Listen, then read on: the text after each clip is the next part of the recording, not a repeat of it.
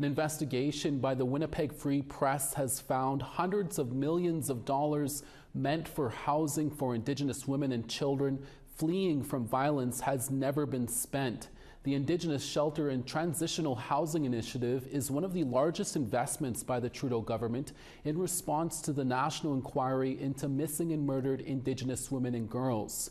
For more on the program and why the money hasn't been spent, we're joined by investigative reporter Marcia McLeod. Marcia, thank you for speaking with us. My first question is, can you start by telling us what the Indigenous Shelter and Transitional Housing Initiative is and what the goal of the program was? Absolutely. So this program was launched in 2020 by Justin Trudeau's government, and it's a $724.1 million fund. And that money, it was announced in response to the national inquiry into missing and murdered Indigenous women and girls and the 231 calls for justice. And this fund was meant to build transitional homes as well as emergency shelters for women and children who were escaping violence. The program is primarily being led by the Canadian Mortgage and Housing Corporation, or CMHC, and it officially launched in 2021 and is set to be spent over 5 years, so concluding in March 2026. Marcia, can you explain why this was something you wanted to look into, and what did you discover? Absolutely. So I first started reporting on this fund actually in 2022, close to when it launched. And what we found when we were looking into it this time around, we obtained about 500 pages of government records that really helped us reveal what was going on behind the scenes.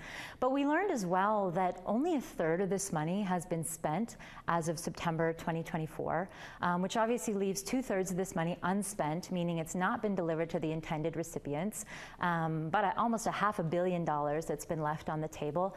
And we know that for this program, 88 transitional homes or shelters were supposed to be built. And as of September, just 2 of those facilities have been completed. We know 22 are under construction, and the remainder have either not been selected yet or they haven't yet begun construction.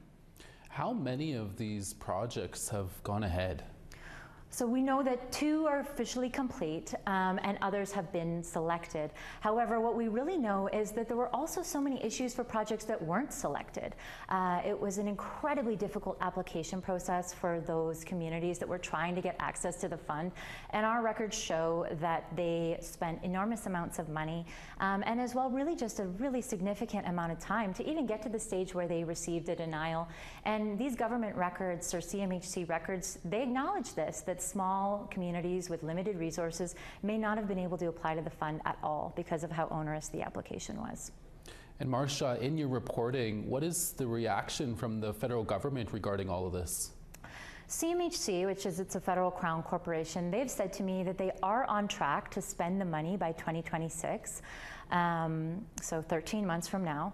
And we know that they've said that they have made some changes to try to streamline the application processes, but there's more I wish I knew, and they declined our requests for an interview with somebody managing the program.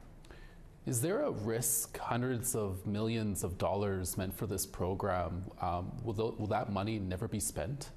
I think it remains to be seen over the next 13 months. Obviously, your viewers would know we are headed into a federal election campaign in the next couple of months. The Conservative leader, Pierre Poilievre, is currently the front runner of that. A lot could change, obviously. However, we do know that it's uncertain the degree to which the needs of Indigenous priorities are going to be the needs of Indigenous communities are going to be a priority either for a new Liberal government or for the Conservatives. That's Winnipeg Free Press investigative reporter Marcia McLeod. Marcia, thank you for your time. Appreciate it.